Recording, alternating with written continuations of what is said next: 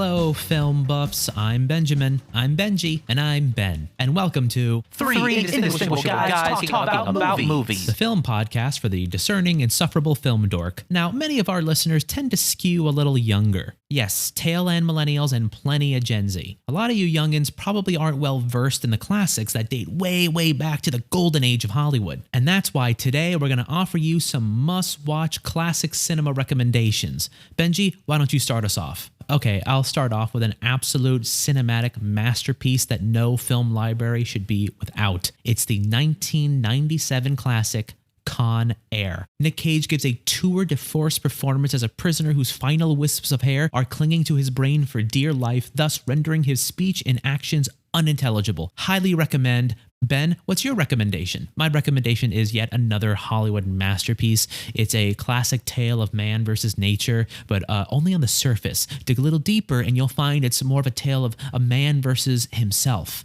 as our protagonist must overcome the memory of his wife's tragic death if he's to defeat an erupting volcano. Of course, I'm talking about 1997's Dante's Peak. It also has the lady from Terminator in it who I think plays the volcano? No, wait, she didn't play the volcano. She was the volcano's titular peak. Anyway, how about you, Benjamin? What's your recommendation?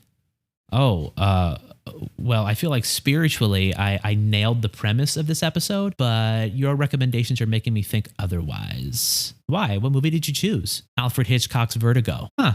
That's weird. I'm generally considered one of the most well-versed film buffs in the Los Angeles Film Critics Association, and I don't think I've ever heard of that one. Yeah, same here. Yeah, I'm going to guess it's because it wasn't a bad action movie released in 1997.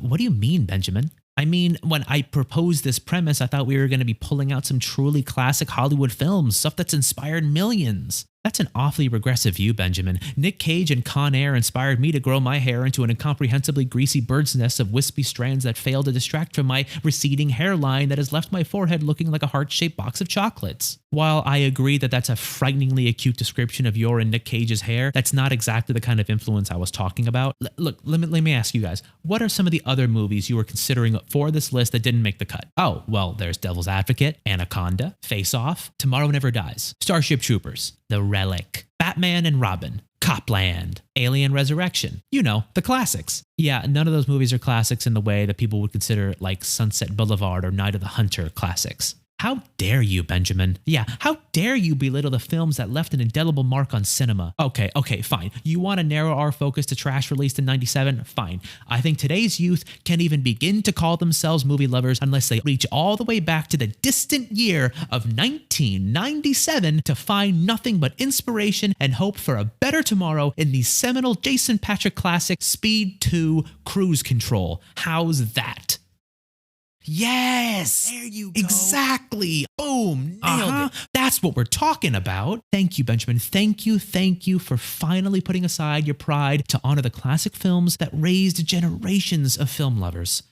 I really hate that I know you had absentee parents and Batman and Robin literally raised you. It did. Mr. Freeze taught me how to skate and I was breastfed on the firm nipples of George Clooney's batsuit. Yeah, okay, well, I'm ending the show there. There's no coming back from that without shifting the entire genre of this podcast from film discussion to true crime. Listener, I don't know why you'd want more of this podcast, but if you were a fan of this for some reason, but also all of the other fine podcasts on the Inaudible Podcast Network, then consider contributing to our Patreon, which you can find at patreon.com/inaudiblepod. After that, find us on Twitter at inaudiblecast. Wait. What? I thought of a better movie. What is it? The 1997 animated classic Princess Mononoke. Oh, okay. Well, that's actually a pretty good recommendation. Yeah, it's great. Good one, Benji. Thanks. Hold on. Wait, now that I'm thinking about it, is that the one where Kevin Costner is a post-apocalyptic postman? No. That's the Postman. Oh, well, I meant the Postman. I don't know what Princess Monomonkey is. You just said it correctly. Forget it.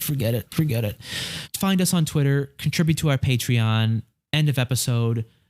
You two are so embarrassing. If you're going to be stuck in 1997, you have to at least pick Fargo or Life is Beautiful. Well, just for that condescension, I'm also recommending Spawn, Steel starring Shaquille O'Neal, Turbo, a Power Rangers movie, Volcano, the other 1997 Volcano movie, Van Damme and Dennis Rodman in Double Team.